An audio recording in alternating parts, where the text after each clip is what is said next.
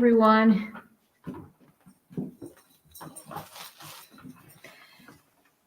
Welcome. Welcome, everybody. I think we're live. Thank you for joining us. Yes, thanks for coming.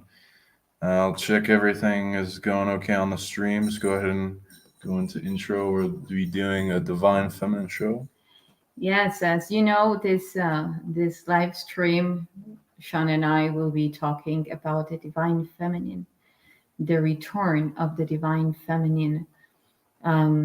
This is not a new concept or belief idea. This is actually something that has been pulsing in the field for a while now, and that show to us A Divine Feminine show. the importance of embodying the purity of the transmission of that positive, of that feminine aspect within us, that creative part, that sensorial, sensitive, emotional, creative, all that part that actually has been put into a lot of distortion. And that is one of the topics that I will be covering throughout this transmission, how there has been this mist related to the feminine, to the divine feminine, in relation to karmic debt that has been disguised or infiltrated through patriarchy, and that actually is has just been a distortion in the perception of what the divine feminine is, of how everything began, and of course then leading to a huge abysm in between the masculine and the feminine. And without the communion of the feminine and the masculine, there is no ascension, there is no enlightenment, illumination. We require from both aspects within each one of us, regardless if we are men or women, because they represent our both poles. They represent our analytic and creative part. They represent our right and left hemisphere, our moon, our sun. They represent our wholeness, and actually the pathway to the trine communion, which is those two forces that together become one. So that's the transcendence actually of the 3D.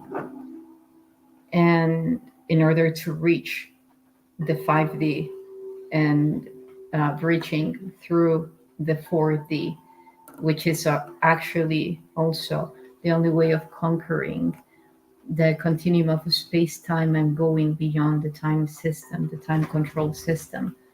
And I will be talking about that later. How is the volume out there? Can you hear me, guys? Is there a white light right there?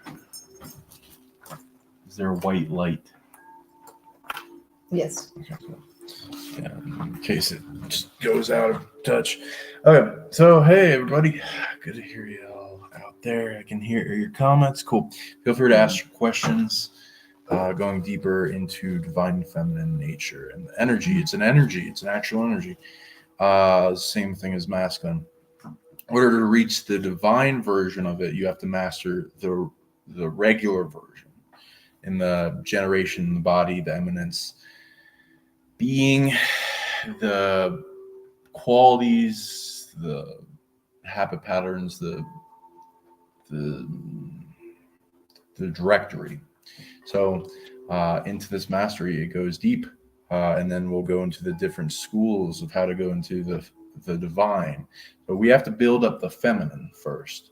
So like, what are feminine qualities versus masculine qualities?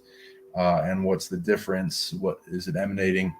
The things blocking them, the toxic versions of toxic masculinity and toxic femininity that hold them back, and then how they can sync together. So yeah, what are the qualities? So we can let's make a little exoskeleton of the divine feminine tree of the tree of feminine. And what are the aspects that you know are feminine? And for those out there, bring up your questions, ask many. We're gonna go deep. Well, now that you mentioned the the toxic feminine, and in comparison to the divine feminine, as you were saying, in order to reach the divine, we transit through that toxic part to remove all those veils that are actually generating that idea, that illusion of toxicity, in order to remember the true mission of that divine aspect of ourselves. And precisely that toxicity has been anchored and portrayed mostly by social institutions in relation to religion, relation to economy, in relation to society, in relation to all the levels in which society order themselves. Why? Because it was created through patriarchy. And here I want to be very clear. I'm not coming from a feminist aspect or perception at all. What I'm pointing out is that whether if it's patriarchy or matriarchy, we're just polarizing.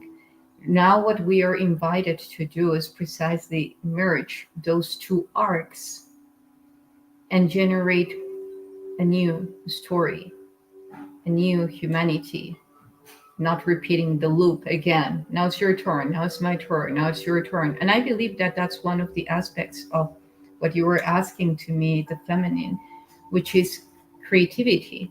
You know, the feminine aspect can be a lot like, if you give to the feminine two options, she's going to create a third. And this is also very related to the magic and to the alchemy.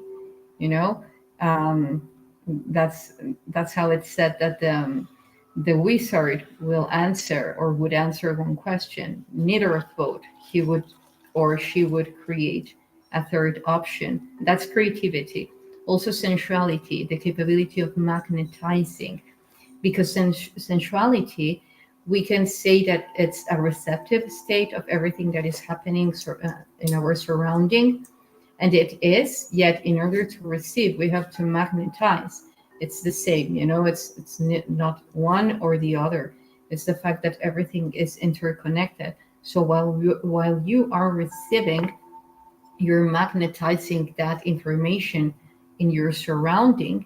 And how you magnetize in human terms, through sensuality. You are seducting the spirit of anything, whether if it's the spirit of someone, whether if it's the spirit of money, whether if it's the spirit of a dream, something that you want to manifest, because everything is a living consciousness. So everything that is a consciousness has a spirit. So when you are magnetizing, you are seducing that spirit of something and bringing it into your reality. And that's also something related to the feminine energy. Another thing would be the hypersensorial aspect, which is due to the openness in the receptivity, we are capable to perceive other forms of information, of realities beyond the evident. So you might ask, is that connected with the third eye? Yes, it is. So the third eye is only connected or related to the divine feminine? No. However, if we see the very same shape of the, for instance, all the, well, even approaching to the mystery school, as you were saying, like whether the mystery school of the left eye of Horus or the right left of Horus, which is related one to the feminine aspect and another one to the masculine aspect. So when we're talking about that hypersensorial part, it's through feeling, and that's where the divine feminine comes, the capability of allowing ourselves to feel, because that's intimate and that's vulnerability. And normally when we're talking about the masculine is coming more from a protective part.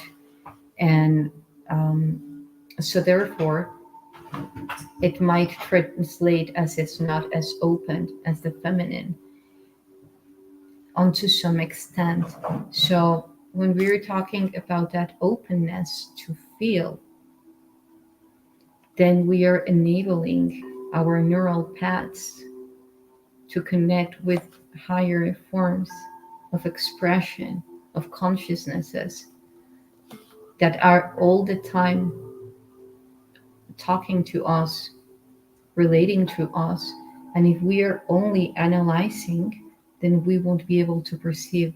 We shall feel.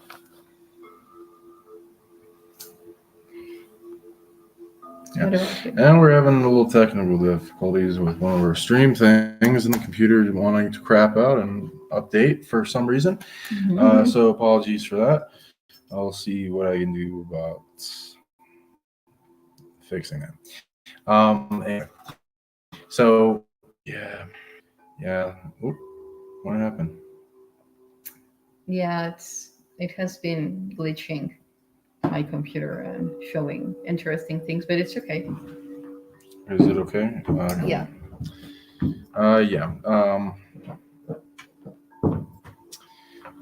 Let's see if that fixes. Okay. So lots of different aspects to feminine nature and versus masculinity. It's not to, say this is the only way or whatever, because there's all different types of perceptions. And there's things going back and forth between individuals and their belief and polarization. That it's dividing people in the war of the sexes, and beliefs that get spur hatred between them. We're not trying to upset anyone or make a cult or something. That is a belief.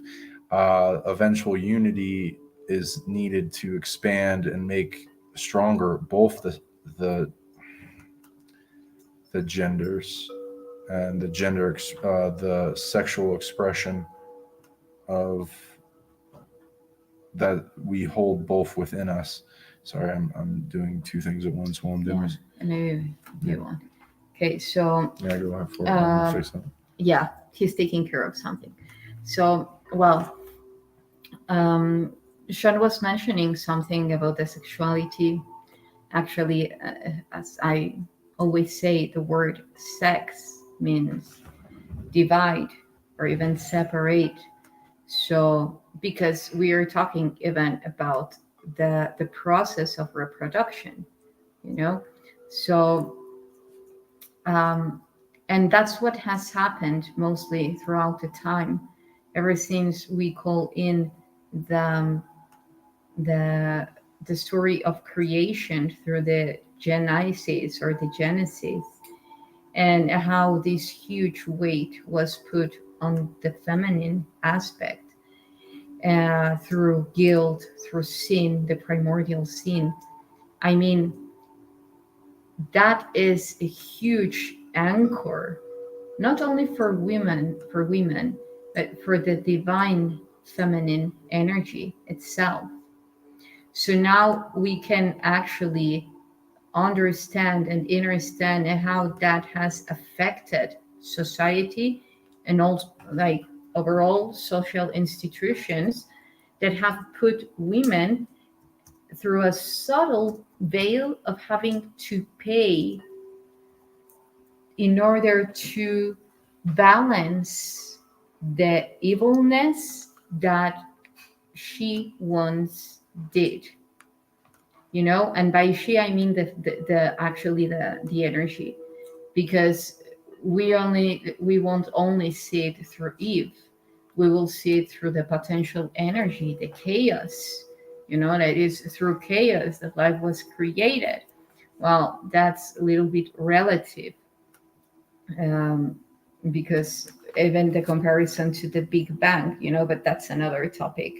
So, bottom line, when it comes to how the history has related to the divine feminine, it took away the divine, the divinity, and just put the toxic part as this chaotic, shadowy, and a guilty sinner archetype, that if you really now relate it to all the stages of the feminine evolution, you will now understand why women were not allowed to vote, why women were born for being witches, why they were treated as prostitutes, all of them, how being in sovereignty of their body, their temple, through sensuality, through sexuality, was also considered as something really polluted. So it was due to all these programs, the scenery programs that were anchored in the unconscious collective. Why?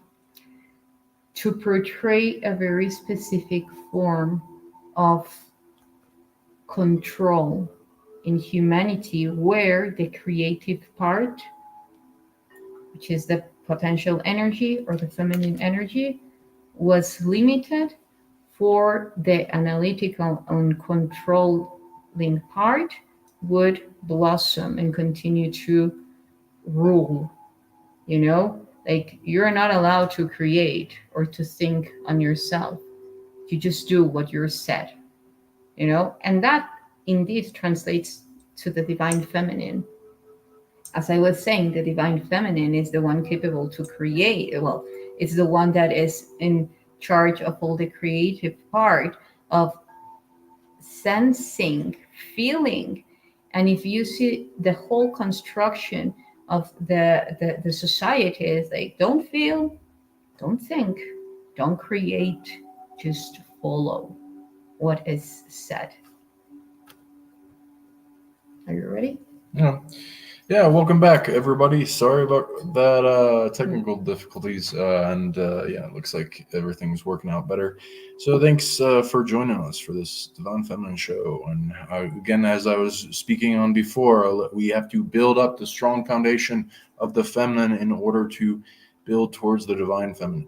And for those out there looking for the Divine Masculine, we will also be doing shows on that. We invite you to seek us out and contact us if you want to be a part of amplifying with your own wisdom what you've gleaned, the Divine Feminine and the Divine Masculine. We are trying to bring them back to strength in this world, to push back the darkness and birth a new earth, and build that heaven we all see in the puzzle pieces we hold within. So many aspects to what is needed in these subjects. So everyone, again, has masculine, feminine, and divine masculine, feminine. A lot of it's dormant. It's waiting to be felt safe to generate more of it and emanate it into this world strongly. And it is seen through that evidence of what level you're at.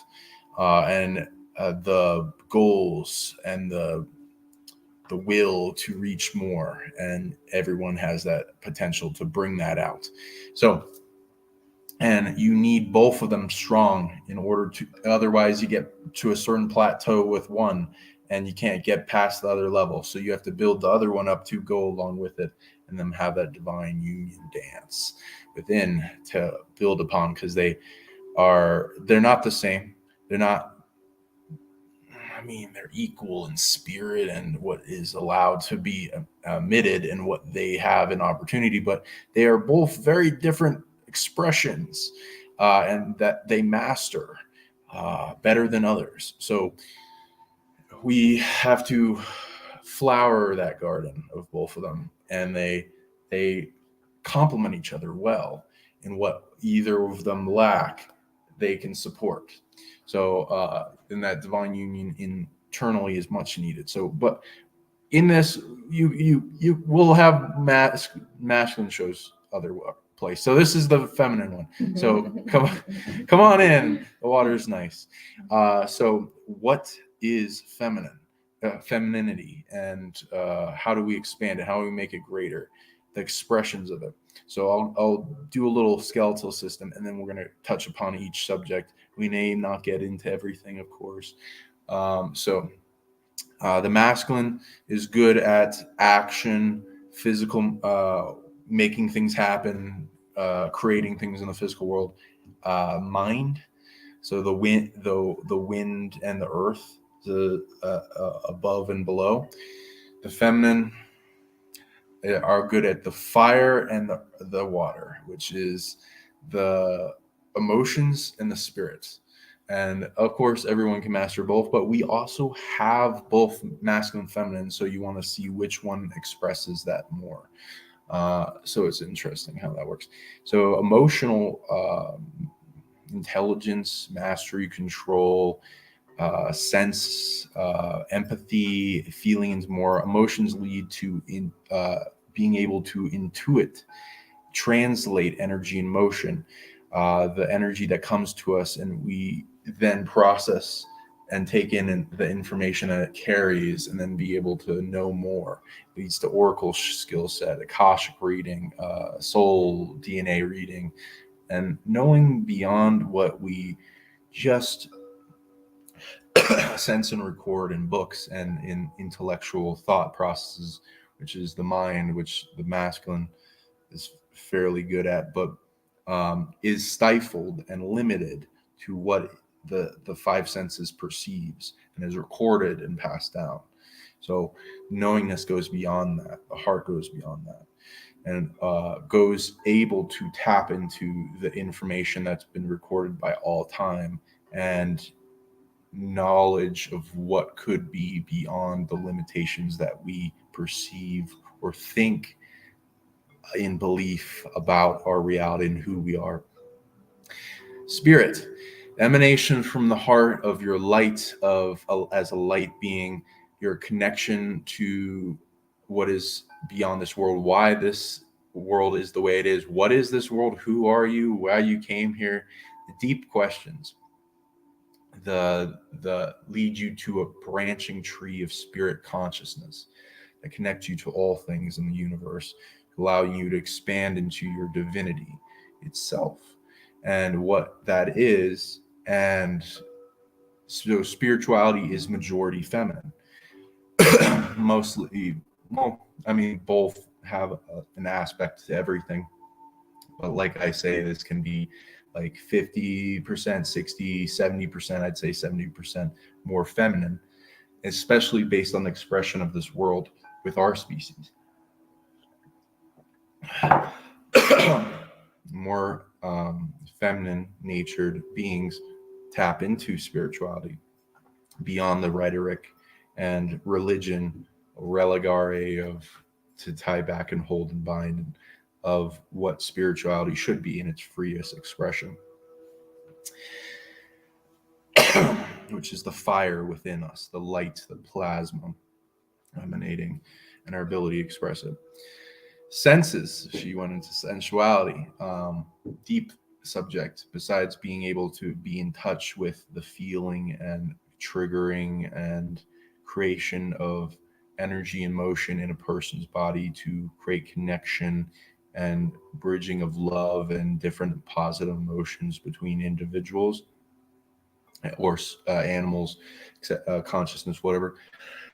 Just most people, when it's like the sensuality, going into sparking and building and strengthening the senses, the capacity of both the five senses, taste, touch, smell, hearing, sight, all etc., going beyond to the extra senses of those five, and the senses beyond what most people represent: clairaudience, knowing, sentience, etc., dream, all kinds of things.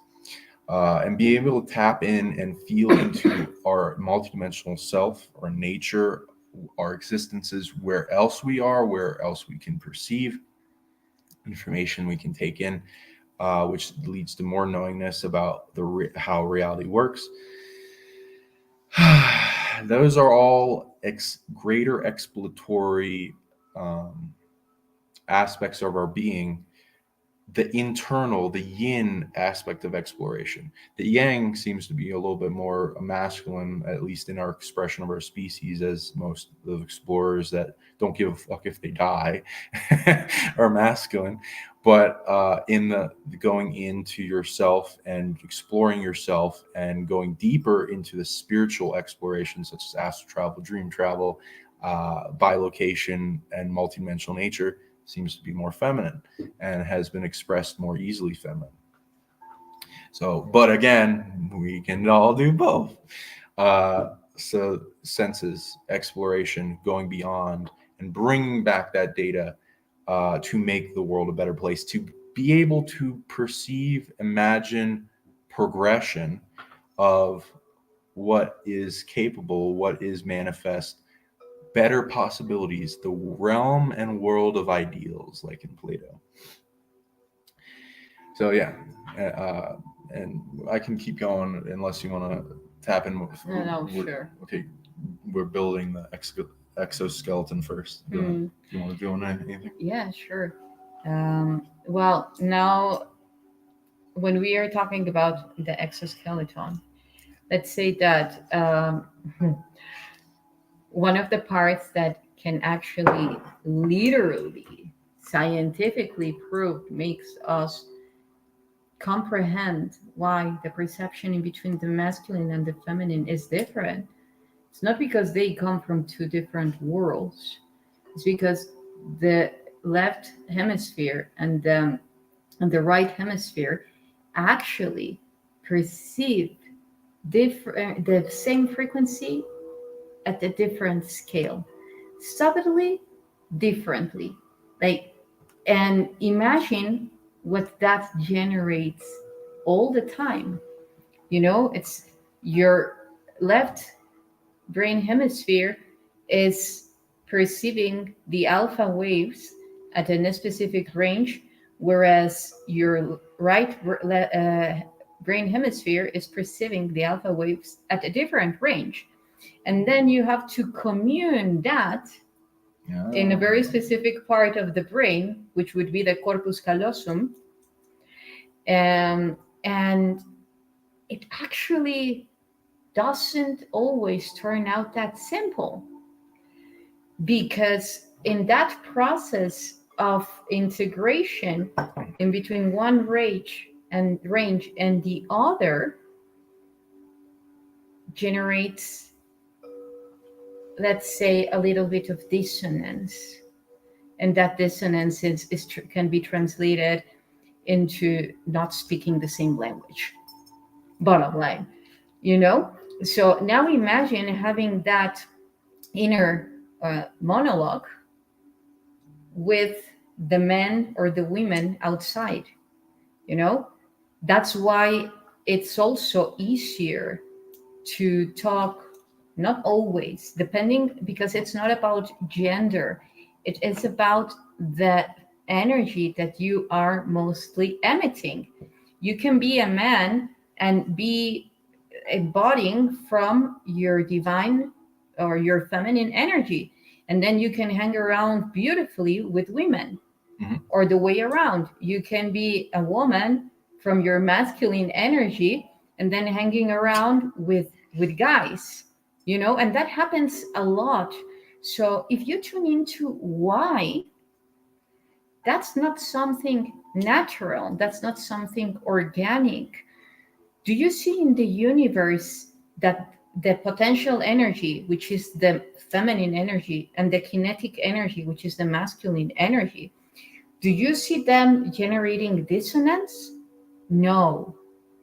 They merge. They do their own thing. They follow their own nature. Then why human don't? And that's because this simulation matrix was created for that.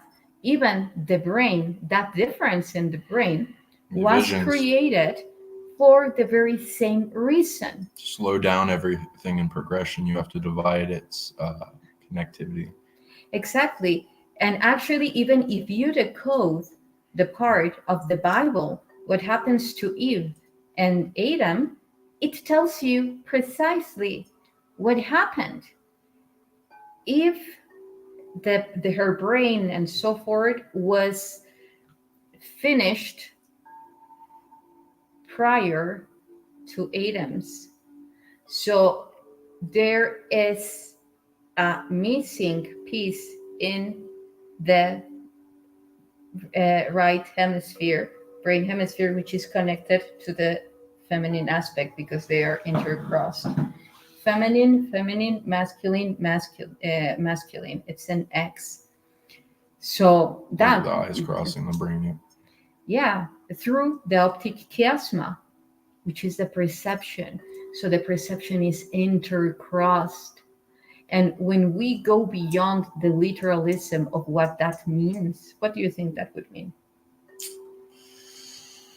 I mean, I'd have to look at a species that has it not crossed and then be able to calculate the differences. But yeah, isn't there like also a weird thing with our eyes and how we perceive, and then the flipped upside down and how the brain. Exactly. So it's like, wow, what could that even look like? And It's related to the mirrors. It's Right. embedded everywhere in the pyramids. Like when a pyramid is reflected to a water mirror, that's precisely, we can see it in movies like Godzilla one, when they're in the hollow earth and they are mirroring into other cities that are upside down. That's what they are showing, that actually our form of perception in a linear form, it's upside down. So we thought that what is important is not really that important. Yeah, and you know And how also- you know when you're at the playground as a kid and you just flip your head upside down, you look from it's like, oh no, it looks like everything's falling, like kind of thing. Yes. Yeah, stand on your head. Would that ever, if you were born that way, would it even make a difference?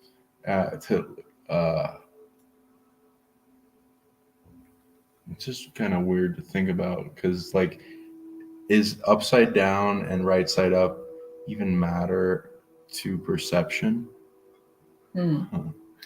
Anyway. Well, it is when it comes to, for me, how I see it, when what you think is important. Like if you've seen another, but if you've only ever experienced one. No. Yeah, Of course, no. Yeah, there is no parameter of comparing. So it's like always in the comparison of multiples. Yes. Of perception, where it can cause, like, same thing, because how men and women perceive reality is very different, and that's an interesting thing to tune into. And when we all come together and talk about it, where it comes together is very interesting to listen to. Okay. Yeah, but and before, just for you can ask.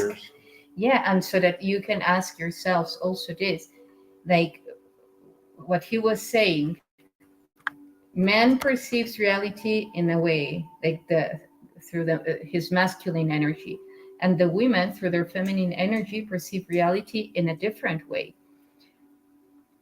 And then when it comes to the toxic feminine and to the toxic masculine, it seems like his perception is trying to endanger her perception, and her perception is trying to threaten his perception.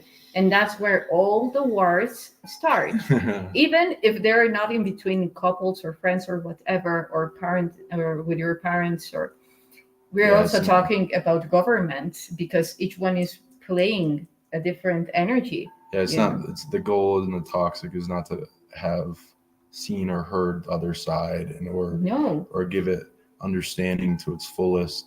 It's just trying to be right, as well as be locked into a kind of arrogance. So, and then, strive forward with whatever it's creating, making that creation true instead of wanting truth to be seen and willing to give up what is not fully true, held by either side, to come to the conclusion of truth, which is both perspectives and beyond, and as many perspectives as possible are needed to come to a greater truth, because one perception isn't absolute truth. If you're going to objectivity in the center of the truth, and merging the subjectivities to where they mesh and unify. And what you were saying, like, if you don't, it's like a looping of having no parameter. So for instance, it's like, I believe this is the truth because in my universe, this is how I always function and it works. So it's like an amnesia, like an amnesia. Amnesia or amnesia okay. Of how, because every time that, for instance, a man and a woman, or a feminine and a masculine talk in between one another, and they say, yeah, but I perceive reality this way. Oh yeah, and I perceive it this way. And after that, it's like, it's forgotten. And then another loop of, yeah, but I conceive and I perceive my universe through this way. And then the other part, the same. So it's like they didn't remember that there is another parameter of perceiving reality from the toxic aspect. Once you go developing, all this and go and grow this path, then you don't go into amnesia that easily. Yeah, and if you want to go into toxic, so it was like what people express both as hatred of the other, not being fully alignment with the emanation of the river of both feminine and masculine that comes from source. Of course, anyone can do and be whatever they want. Nobody's saying not to do that. It's just there is a rabbit hole that if you are expressing something that is against your very nature, that it causes illness. What do you think about that? Not your person's spirit nature could be something completely different than the binary, but I don't know if that many people even understand themselves or who they are or why they're here to be able to get a great determination of what that is, unless they both align with their spirit and the feeling of it coming through, the evidence also coming forward, and the integration with the rest of the universe and the divine will. But then there's multiple layers to check, because it's hard to fully determine that for yourself other than, oh wow, this is working, and getting results through seeing it and testing things.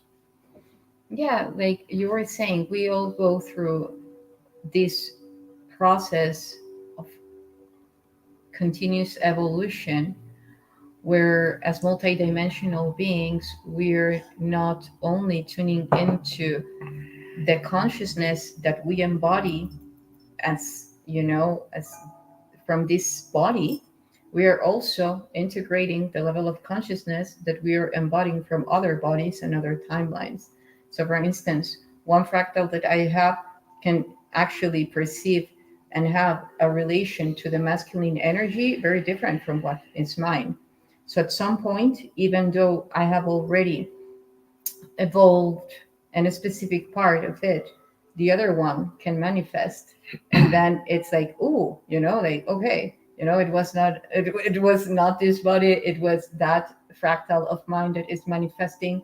So then bringing it in. And the beautiful part is when you reach into a point that in a relation, that your relationship with yourself is reflecting in the outside, the relationship with your partner, with your family, with your friends, that are actually holding the space for you, that are comprehensive, and that actually you can go and explore, fully explore yourself in your incarnations, where you were a man, where you were a woman, and also from other fractals where you are androgynous, and you have the freedom and open space to experience all those emotions that can be generated from all that information, and actually mirror into the other and generate a higher form of conception of what you both can come up with together. Mm. You know? Yeah, and I'd like to cover the toxicity a little more, but like let's go Mhm. into it later, because I also don't. Well, on the masculine show, I'm going to go heavy into toxic masculinity, because that is the block to greater masculinity, and then it's the same thing with toxic feminine. It's the block, also anti-feminine, which we'll talk about. I like to first get at least the exoskeleton. Also, if I talk about it too much, people are going to call me a misogynist, so I don't want to do that. So let's go into the positive aspects. Yeah. And you get to you'll get a chance to talk, be a misandrist too as well.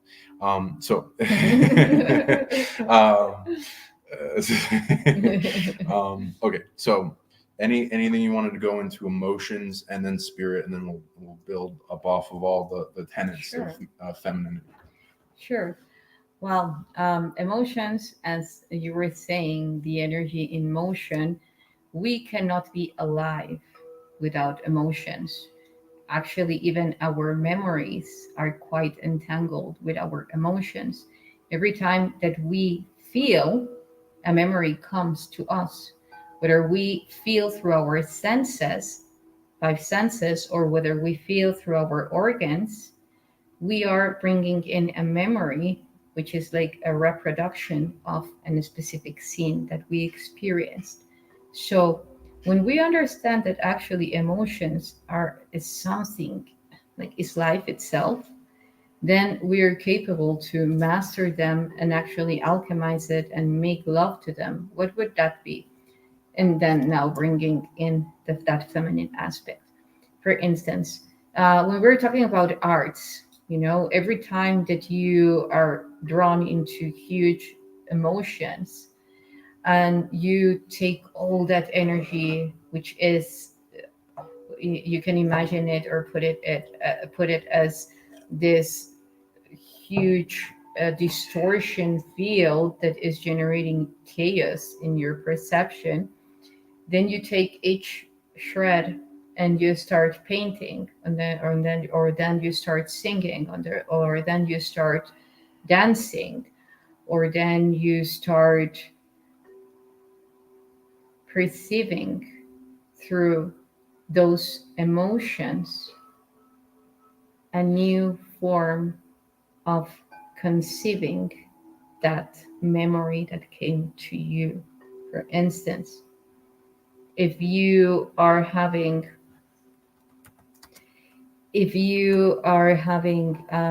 a bad memory about being waiting alone by the metro station at 2 a.m. and feeling threatened by your surrounding, you take all that emotion and then you start to create a new timeline where all that emotion is making you feel very strong, and even access to other soul memory where you had all this feminine aspect into a very lioness form like Sekhmet, and then you bring all that energy and then you alchemize it and transform that fear into full strength and courage.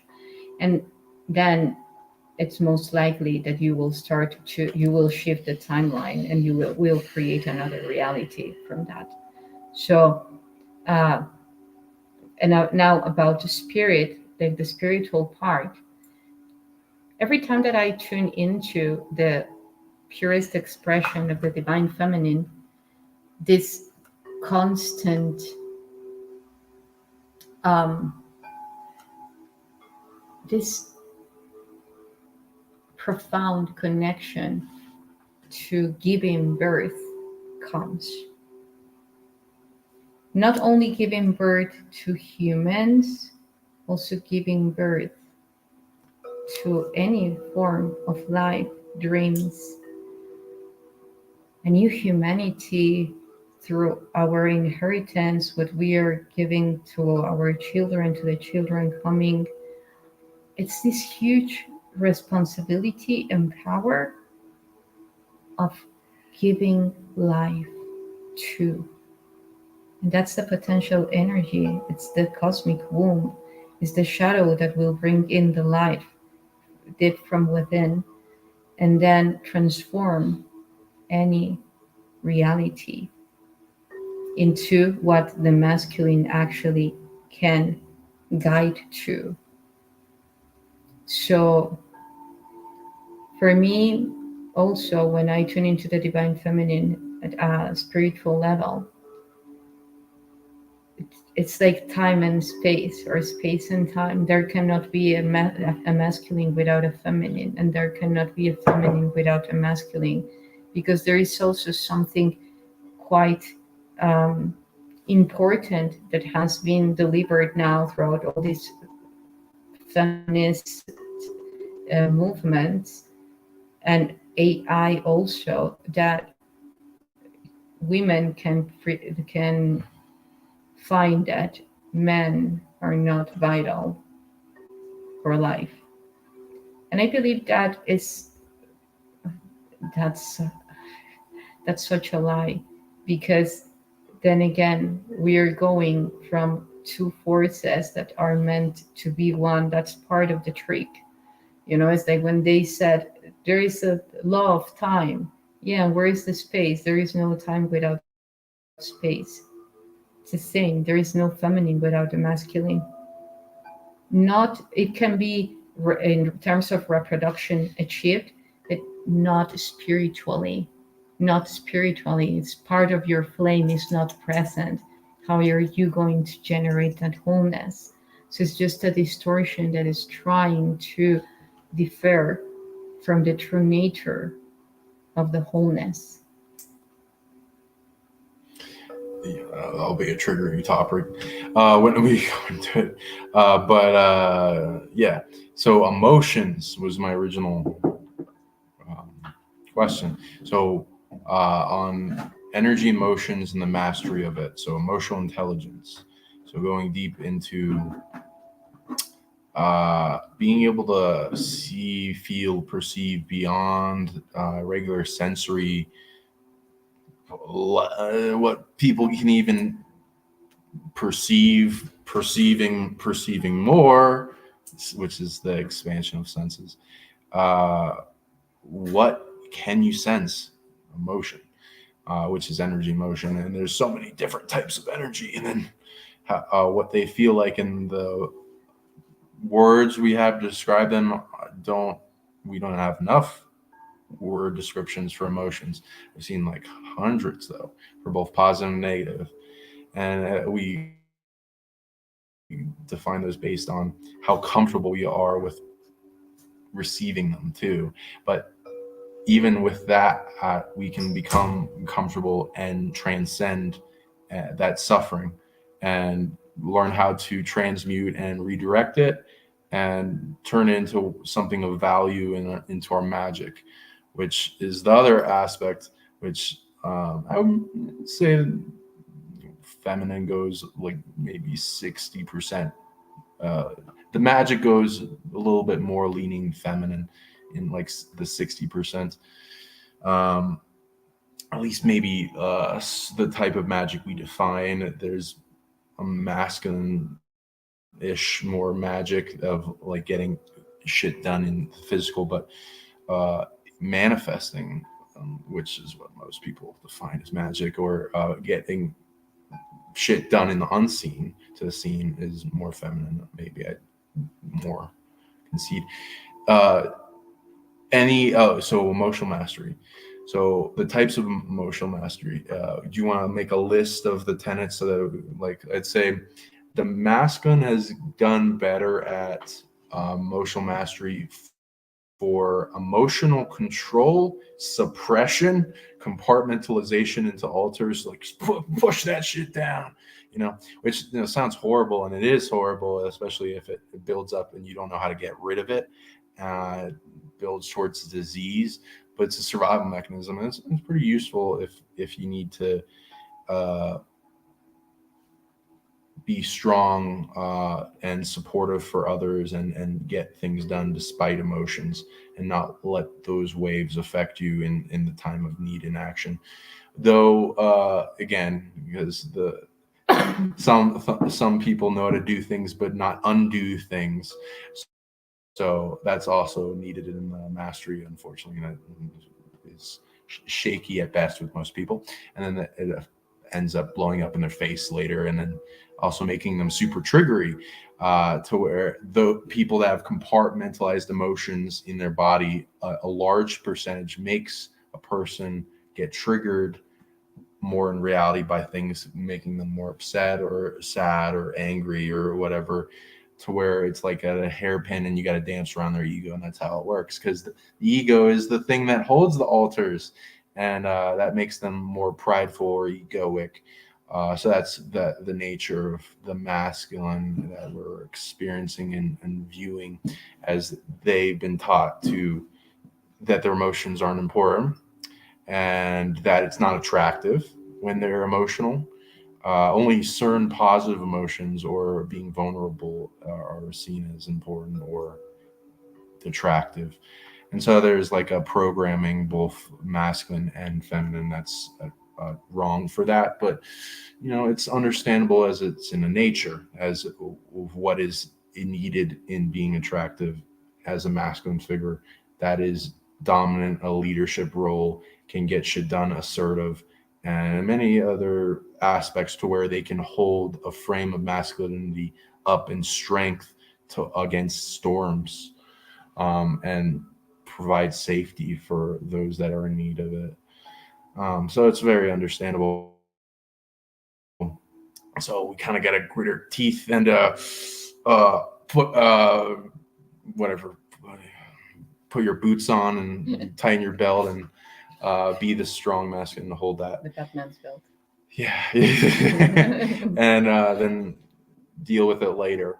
That I'd say feminine are better at feeling deeply.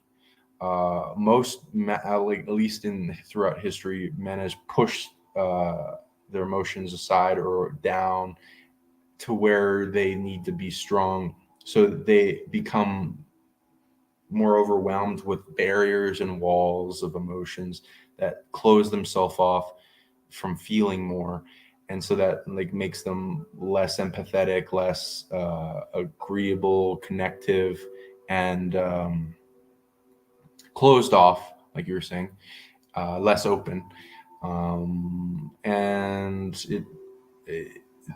they don't know how to take that wall down, so they can feel more and open it up, and then sense more and know more. And then that goes into that egoic aspect. So women know how to open it up. They know how to sense more. They know how to feel deeply, translate more. I've witnessed you be able to take on big emotions coming from somewhere and then get deep knowingness and vision from it. I can do that too, but I'd say women, it's way easier. And then be able to spur, create, there's nourishment and love that has to do with that. And what other aspects and tenets of emotional intelligence would you define, if you can go deeper into it? Well, how I perceive it is that the feminine aspect it's easier to see the whole aspect of a Mhm. scenario, whereas the masculine energy is more about targets.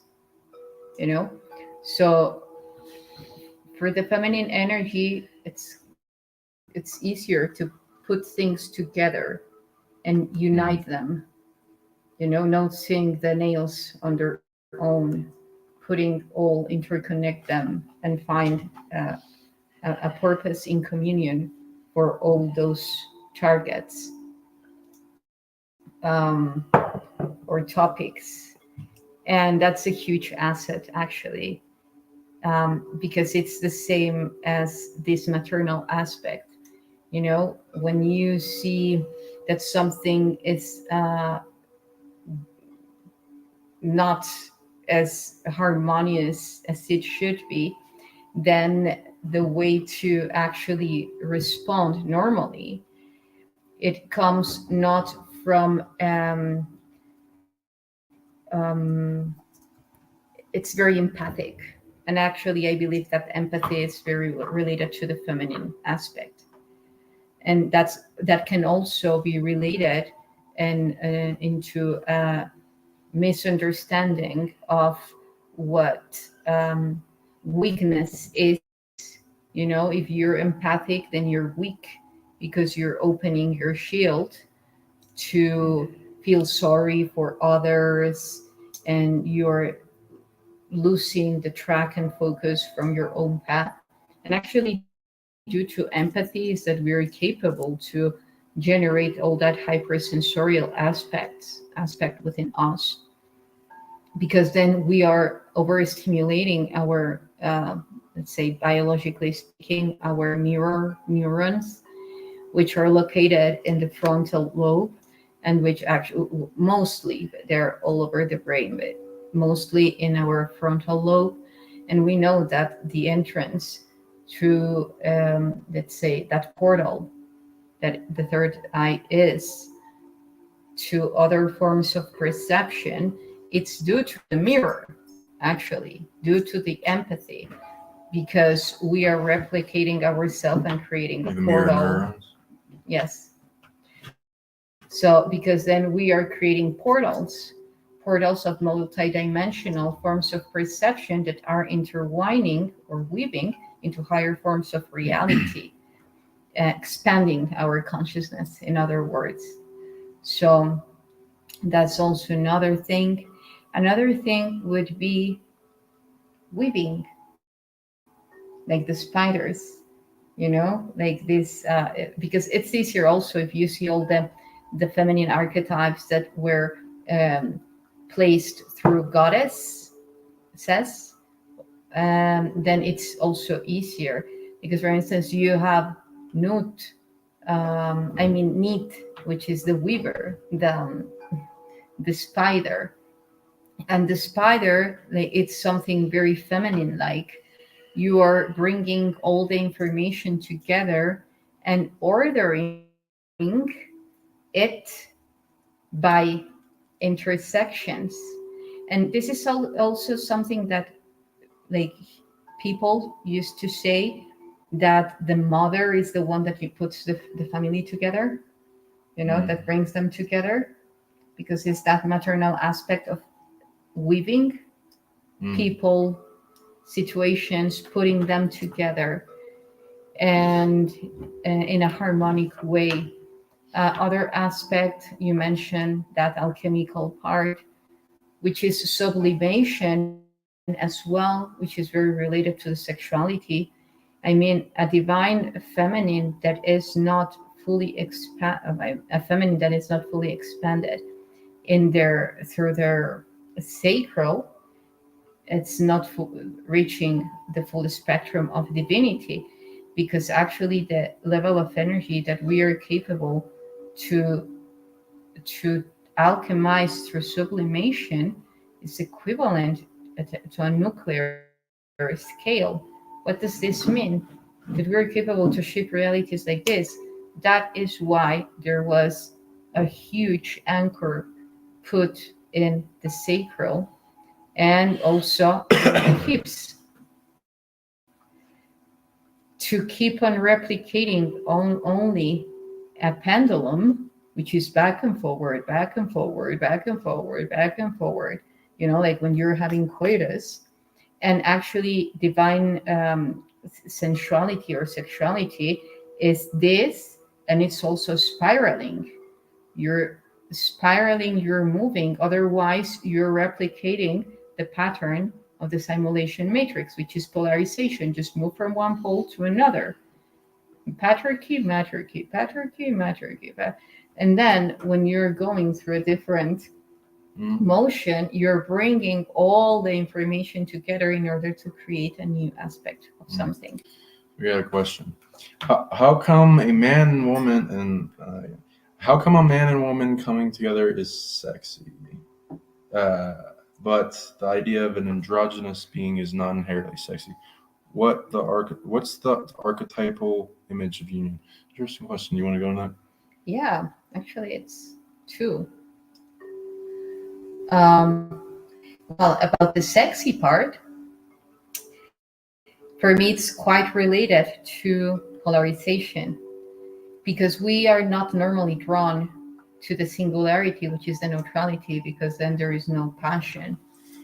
Passion is mostly related to the polarization, like whether you're too hot or you're too cold.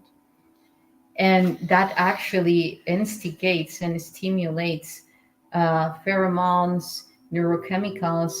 Even that's how we generate them, through acceleration or decreasing of something, speeding up or lowering the speed. And that excites us, that arouses us, because it is going into the high tide.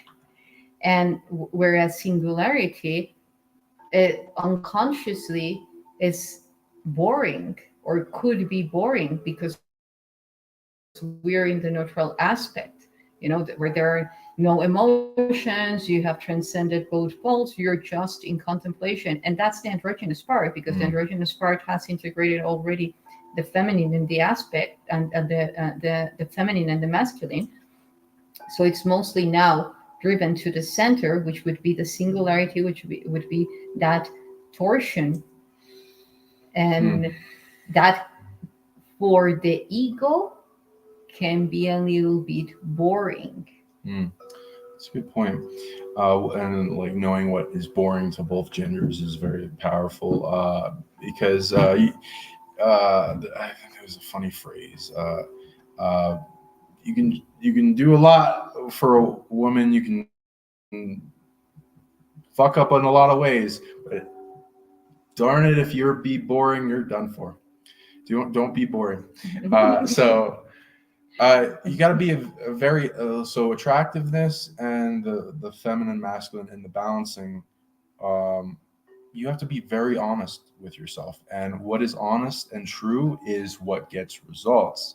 You can be a very attractive person in the unity of androgynousness of masculine, feminine, but there are different expressions.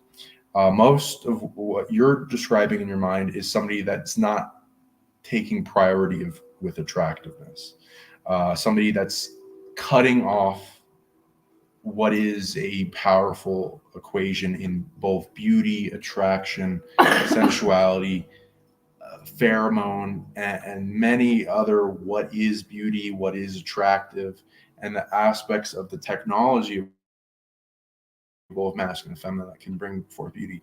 Like, for instance, long hair is not a masculine trait, but I do it pretty well. So because I know the technology of different things, and I'm not like the top of everything, but I like to develop skill sets in things.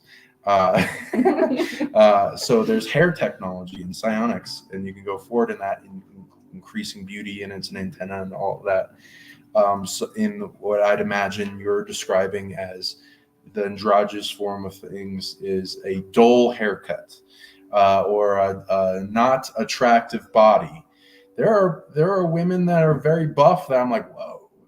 Or if you're doing an androgynous thing where you're a man and you're having some feminine qualities, but you got certain qualities like the pecs and the rock hard abs, and you do really well with your body. There are certain things that if you're very straight, you start questioning yourself. It's like, wow, you can appreciate beauty in different forms of nature and eminence, and you can feel things that can trigger you, and it's like, what? Because there are certain percentages of reverberation, because a lot of people, whether they know it or not, your soul usually isn't born just this life. So you've been other things. A lot of people have been other genders, so that can bleed over. And what you were doing in the past, you kind of go along with the things. And so you got to have detachment from what you've been, while accepting yourself fully in your expression currently, and then going deeper into what you have to build up off of. So you can be a very beautiful person, androgynous. You just got to understand and be honest with what beauty is and go deeper, because people are attracted to high levels of femininity, high levels of masculinity. If you have a high levels of both, you can kind of attract both.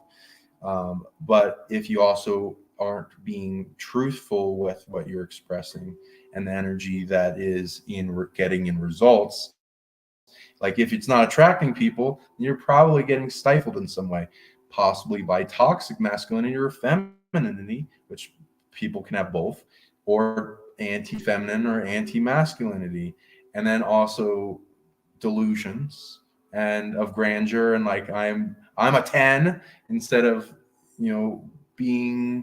seeing the scale as 10 is the best you can possibly be, and almost no one exists that way. But have confidence in yourself, and you don't have to stay at a place. You can get better and better and better, and do what you can, and with what you've been born with, you can increase that level of perceptiveness, because it's not, you can have a perception of yourself as being a 10 in your eyes, but we're talking about the dating market and what you perceive to the aggregate and everyone out there. So if you want to be attractive to everyone, you can, if you go down the rabbit hole of what is beauty and keep going and don't stop.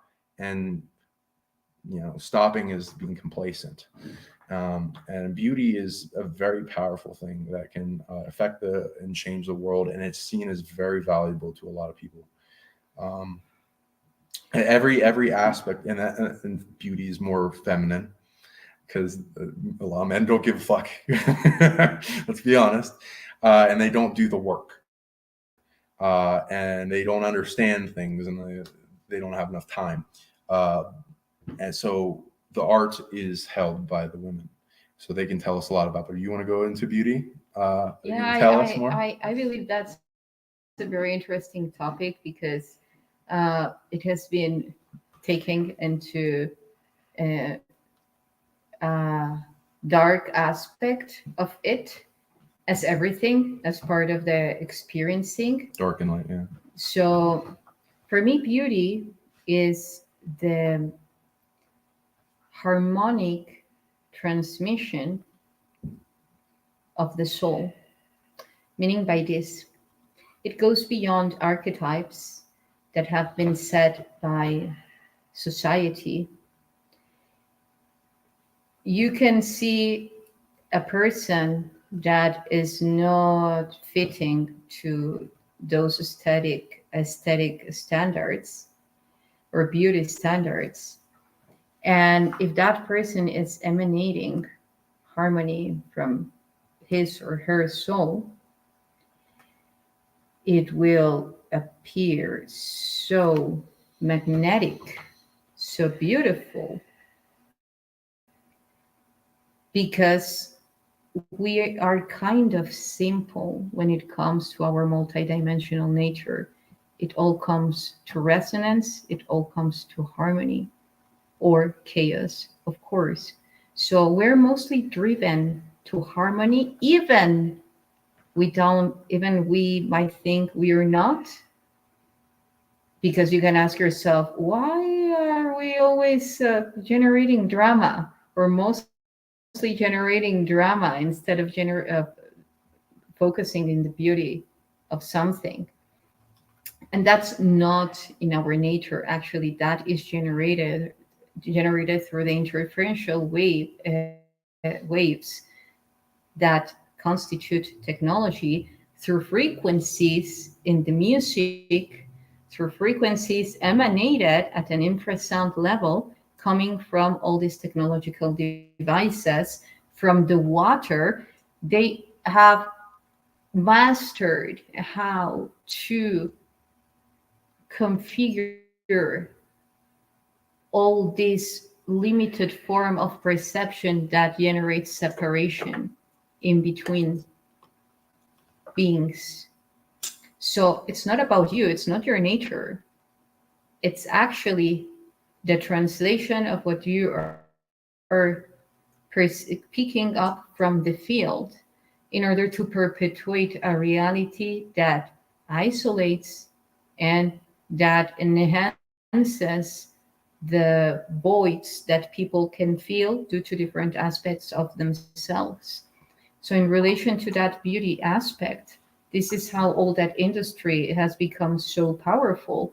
And actually, that's why also a lot of women are mad at other women due to the beauty range that has been typified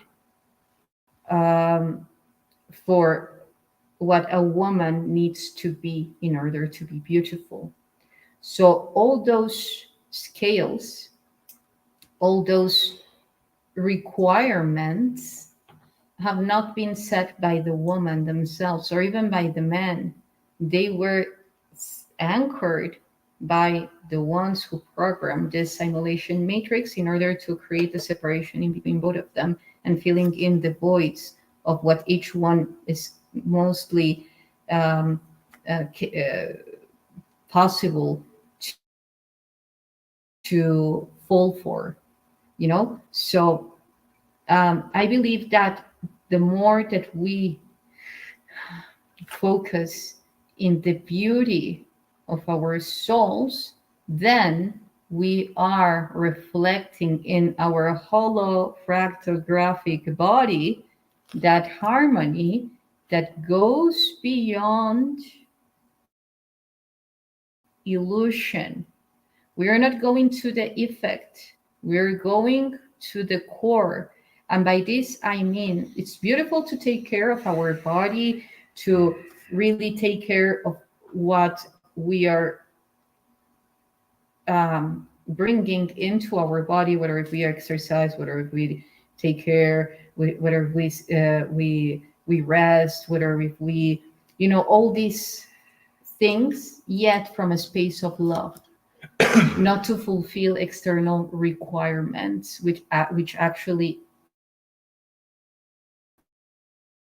ends up in isolating and making you more distant from yourself instead of becoming closer to yourself.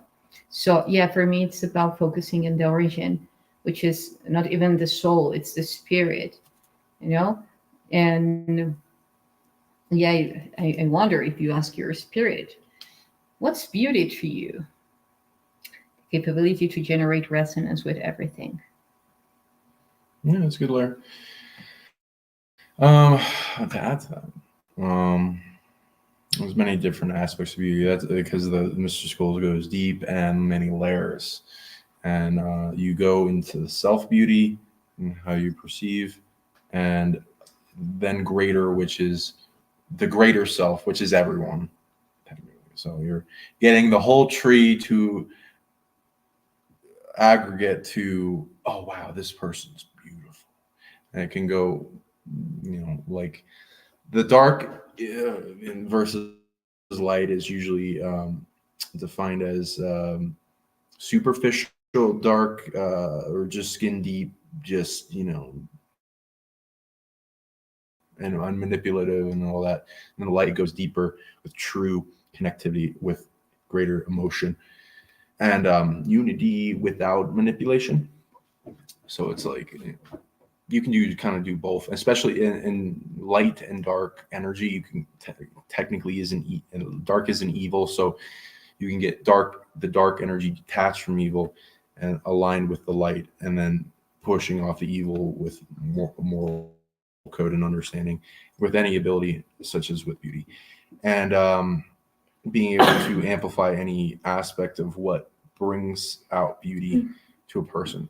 It starts with energy. So there's an actual energy that the body can produce that is what we define as beauty. And it starts at first emanating from a person's sacral. It has to do with which the sacral has to do with senses, emotional body, generating different types of emotions like joy, happiness, bliss, love. And if you emit that, and it goes throughout in your entire being, your skin, your body, and your voice, everything that another person or yourself can perceive, such as through your five senses, can intake those positive emotions and energy, which can spur the positive sensuality feeling of enjoyment of the person's presence, which we define as beauty, such as when a place of great beauty, sunset, garden, flowers, some nature aspect or mountain that's just right. It's wow. It's emanating so much enjoyment energy that it's super beautiful to us, and then we can capture that in art. And that emanates it, or photographs. So it's an aspect of light and our aspect of our reality and hologram that is like extreme order, symmetry, balance, controlled ability to flow in a circuit between those that are perceived, and again, beauty in the eye of the beholder. So other people that are sensing it can sense something different than another person. So there are differences in what people believe are beautiful, and so that allows for a variety and unfoldment of those aspects to where they become beautiful in their own way. But there's also a thing that is a full spectrum beauty that, if you will, you can master to such a level and degree where you can be emitting a certain amount of energy and eminence and behavior and qualities of all aspects of your being, where you get more and more of the aggregate of all consciousness that perceives you to see you or feel you or hear you as beautiful. And the layers and the levels of that, to where the people around us going out deeper and deeper to the whole collective consciousness of existence of humanity, and then even to other species, which is a little harder because some are attracted to different things, more usually related to their own species and what they find attractive, so that their species can perpetuate. But if you understand their species and how that works, you could potentially go beyond that and get like species to be like, wow, I don't know why, but I think you're beautiful. And it goes deep. So, and then the layers of that and what it takes to maintain beauty, you have to put on a lot of work. There's a lot, there's the beauty standards of ourself, that's most important, of course. You loving yourself and caring about yourself and you seeing your beautiful, biggest foundation. A lot of people that go into beauty, into the external, don't have that foundation, unfortunately, which then leads to their will and discipline to maintain beauty is based on maybe shaming themselves for the programs of controls passed down from others onto them that belittle themselves and then push them towards action that's in suffering. But people do things, so that it's not exactly easy, regardless whether you pick the dark or the light path, because light path goes into building motivation and strength in the light and being fulfilled and full. And sometimes if you've been wounded or traumatized or held back, or parents or other people or abuse, then it feels like you have a hole inside of that you need to fill. And a lot of people are going through that and walking around with pain, and so that like they feel the need to eat, or which then is like a back and forth between the two aspects of themselves, the one that wants to maintain beauty and the one that wants to.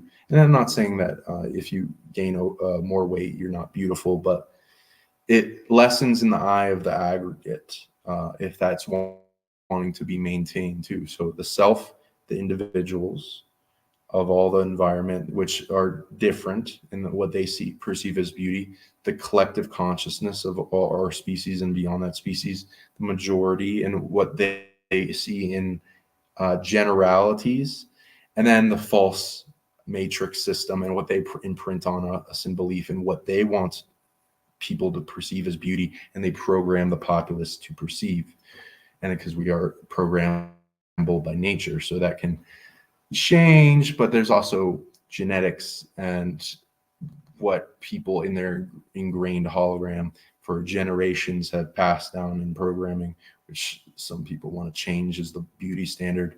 So there's all these aspects we have to come into contact and understanding if we want to be honest about the increasing of, if you want to go through the mystery school of beauty and how to better yourself and make yourself better while still loving yourself and accepting who you are as you are, not needing to change yourself. But if you do want to go pursue beauty, that's fine. And that's a hero or pedestal or degrees and levels where people have achieved that those that have achieved it highly should be loved and respected, while also not beating ourselves up, comparing ourselves to those beings, not to start hating ourselves in that, because those emotions that are coming up are there for a reason as a teaching that we might not be where we want to be, but they're there to be transmuted into the fuel if you truly want to pursue that pathway to become greater in strength and beauty and intelligence or whatever it is. As someone shouldn't just wallow in suffering and want to change everything. You have the ability to change yourself and become greater if that so chooses, but also you should also love yourself. I hope that helps, because there's a lot of like different beliefs on like what should we do with the beauty standards. For reality, it's like, what can you change, what can't you change, and you should accept, and what do you want to change about yourself? Yeah, I believe it's a very interesting topic, and for me, in the end, it all translates to whatever makes you happy, whatever makes you feel free, whatever makes you feel empowered, whatever makes you feel in absolute coherence to who you came here to be. That's your answer, you know? As you were saying in the beginning of this transmission, uh, there is no absolute truth. We are only speaking and expressing our form of perception based on our experiences and generating resonance who see themselves with whom see themselves within our words.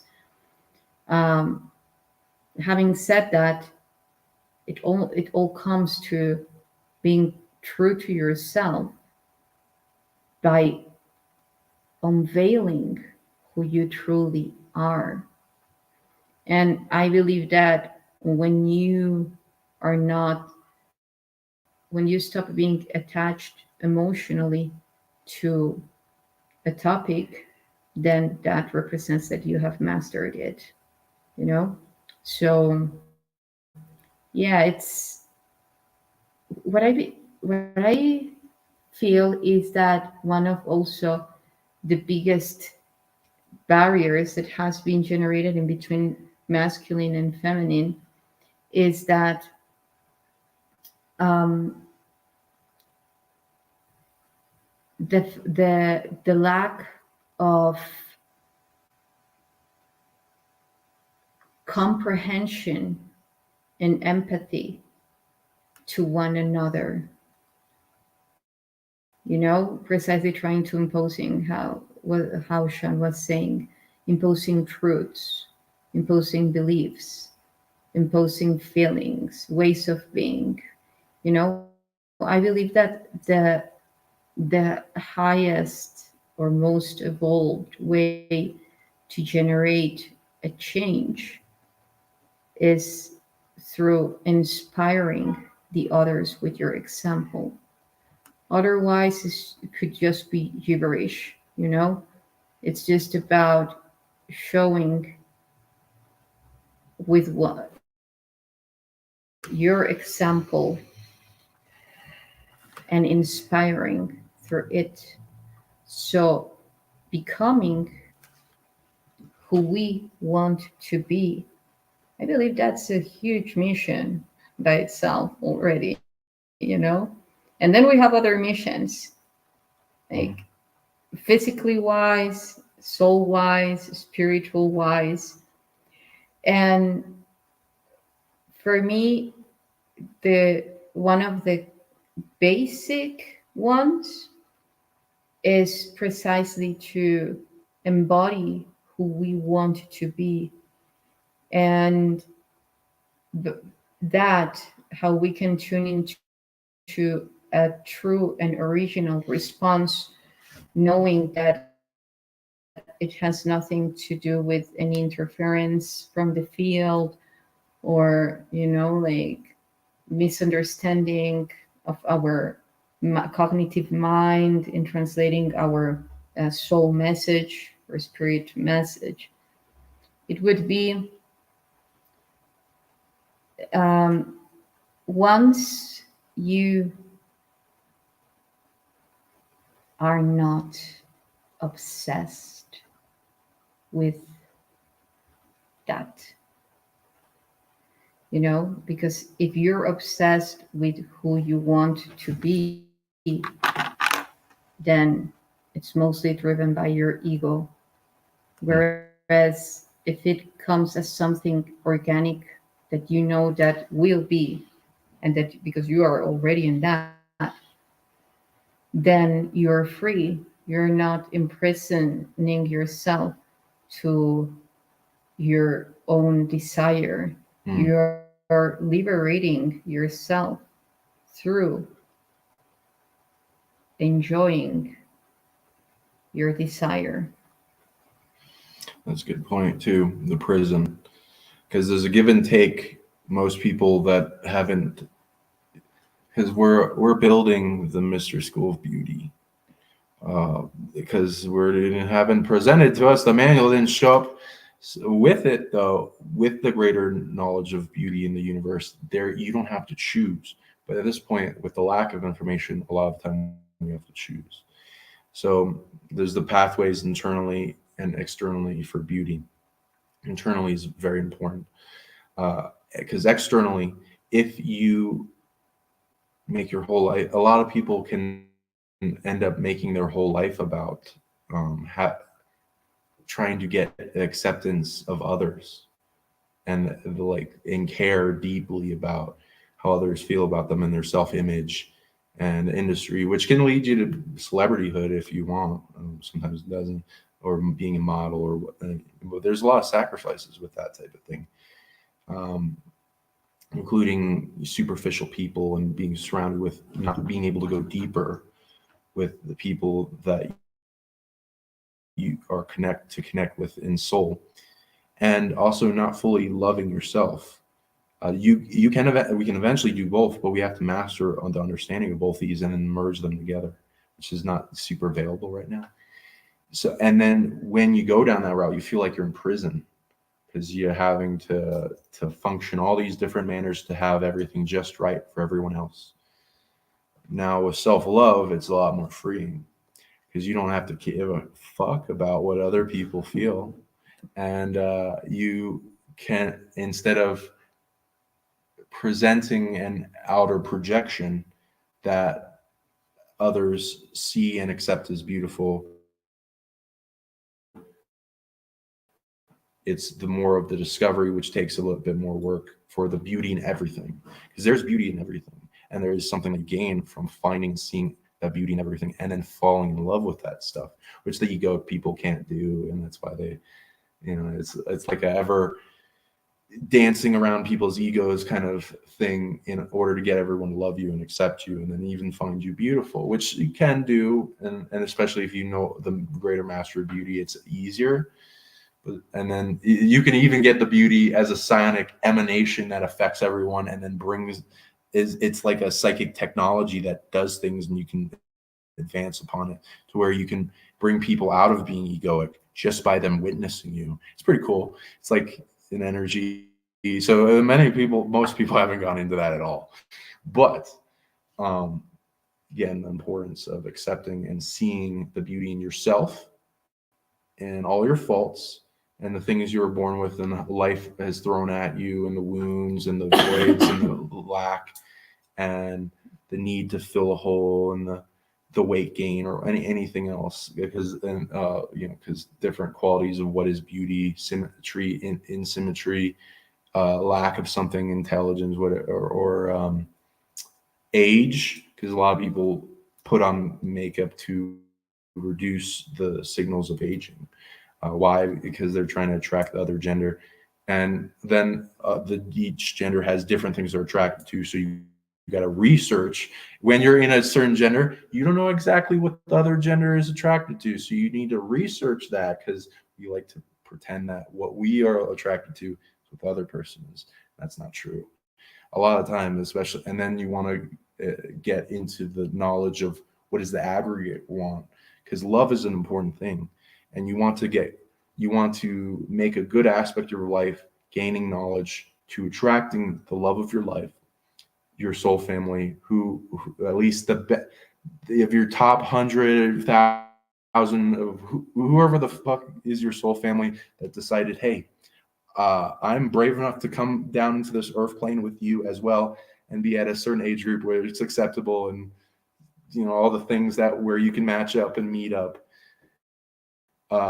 to where of everyone that's available, the area you're in, all that stuff, taking consideration, so that you have the maximum chances of your higher selves helping and syncing up with you to meet up with somebody that will change your life forever. And then being honest with what you need to present yourself in, to where you would attract and be the person that person would fall in love with, and you would want to fall in love with, or whatever. And doing the work that's necessary while also falling with love of yourself, because you can do both. And you kind of miss out if you don't do both a little bit. So there's a lot into that. Probably we can do a part 2, because it's a very extensive topic. Actually, if you're interested in us to cover other aspects and then do that bridge into the divine masculine, you can write in the comments in this video and actually, mention which topics you would like for us to talk about. And because we all see ourselves in this topic, regardless your gender, we all see ourselves. We have talked about deep and profound forms of relation to these energies. So we can do that part 2. And it's beautiful, everything that you have said. You too. And expressed. And so we got to do wrap ups, and then tell us if you want us to go more into beauty sonics, because that's a deep topic, and we're gonna go to a place of power for it. That's gonna be nice. And we want to help everyone become their greatest self. That includes their most beautiful self, shining deeply inside themselves, waiting to come out. And then that allows you, again, to attract more of your soul family, get more people in unity and love, and of course, attract your greatest possible love. Well, thank you everyone for watching.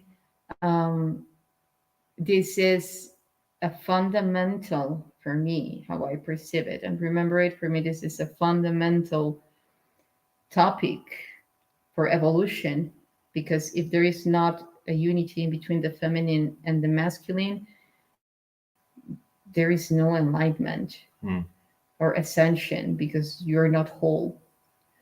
And I'm not talking about being with a man or being with a woman. I'm talking about your own inner energies, So as repetitive as this topic might be, if we had already fully mastered it, we wouldn't even be needing to talk about this.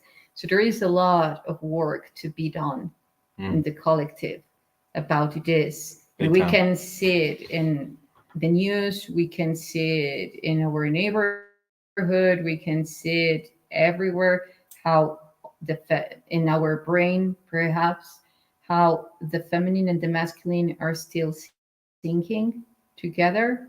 And the more focus we put on this and openness into evolve into higher forms of perception and communion of this, the more that we are actually really releasing or liberating ourselves from all those anchors put through mindsets in order to drive into a separated form of consciousness. So having said this, Yeah, it's going to be beautiful. yes, This unfoldment, this will help the world a lot. And these topics, so we're going to be expanding into how to bring out greater amounts of divine feminine and divine masculine for everyone. Everyone, this is their divine rights coming forward, yeah, coming at you. It's deep within you. It needs a bunch of things to build it up to where it feels safe enough to emanate even more. So, and the more you emanate, the better you make the world is. It's like the higher self. They're intelligent aspects of ourself, the feminine, masculine. They have their own kind of like autopilot, and they do things for us, and they make our life better. And it's like like I described the higher self, a giant ghost aspect of yourself that does things around the planet. So you can make them stronger, and they do more. So it makes everything better. So I love you all, and I'm glad you're willing to take up this brave work and emanate your greater divinity inside, because a lot of people are too chicken shit to do this stuff, and they think they're like I don't know. And then, and there are also people that fall in the ego trap, which we all want to figure out how to avoid, and we're all susceptible to that at times, because it's like the prideful stuff. And if you want to see more topics of this, smash that like, comment below. Let us know what you want us to cover in more of the divine masculine feminine shows. Subscribe, share this video with people that you want to expand in their divine femininity, and I got to look for other shows for the masculinity. Contact us at like there are various emails which we're gonna name drop, like inquiry into divine feminine or masculine show or whatever. And we might have, if you have some knowledge and wisdom, we might have you on a guest, especially if you have a way to reach more people to get this out there. This needs more knowledge brought out to the public. And how do people reach you? well, you can write to the email that I will write in the description below, and also to the website, which is almost done. I'm putting in a lot of new material. So, and private sessions, online courses. Now I have 2 upcoming ones, which is the plasma body activation. I will be doing a video next week talking about that. So if you're interested, you can still join us. And also for translating your source code, which is your geometrical light body. I have also recorded a lot of information about that on videos. And DNA activation, intelligence expansion, interstellar embodiment, which is configuring the star systems to activate your dormant genes that are related to very specific galactic races in order to upgrade your multidimensional body, and much more.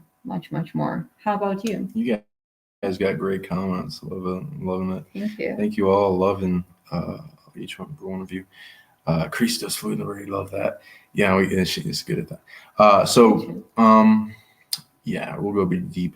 So again, to contact us for the Divine Feminine Masculine shows, and if you want to be on a guest, I'm at sanicleague@gmail.com.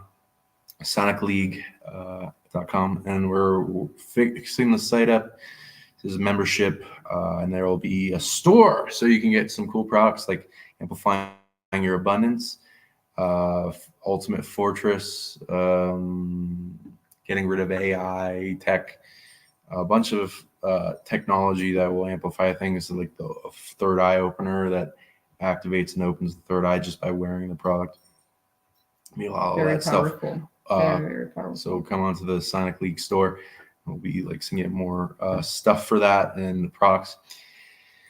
And I got the membership site, which is going to be going through more upgrades, and then I'm going to be coming out with more video products on abilities to teach you guys. And here's the cat. There'll be mystery school workshops coming up as we're building up the groups for it. So look forward to that. Oh, that's you. Okay. So yeah, also contact me about being added to the Masculine Feminine group on Facebook and other places like Telegram and the Sound Mystery School. You can contact me through email or on Facebook or whatever on that. And we're doing tours. Or next one we're doing is in Mexico, different pyramids and temples and places of power with superpowers that will open in you as we're going exploring around a bunch of different places and puzzle completing ourselves and looking for getting access to the bigger ones. Crazy stuff coming your way.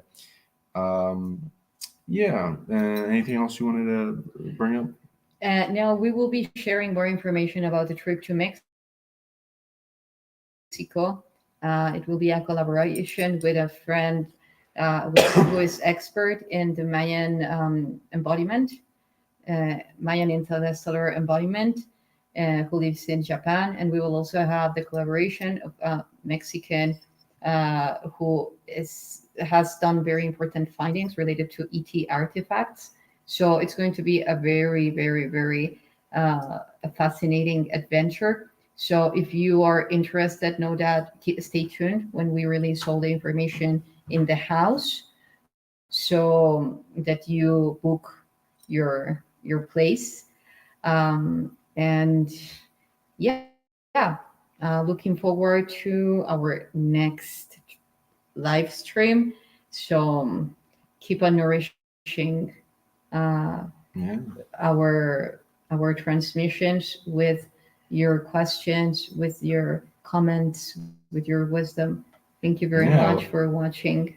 Let us know in the comments what kind of shows you want to see next. We got a lot on our schedule for it. And again, contact us various places. Do trip inquiry for Mexico or whatever else place around the planet you want to go. Contact us like it's sonicleague@gmail.com and it's a PSI, the same as my YouTube site. And you can also contact YssaH and I on Facebook or other Instagram and stuff with the trip inquiry. And it's going to be big. Big mystery school teaching a lot of unique abilities, whatever you want to go into, as well as you implement in that creative design. And in the trip inquiry, we're still in the process of putting all the pieces of the place of power together. We got a few that were definite. And then if you want to go anywhere specific, bring it up to us and we'll get a part of it. Yeah. And write to me in private, doll face. So then we can tune into that. Thank you. Thank you for all your comments. Until next time. Yeah, have a good night, everybody. Love you all. Bye. Love you.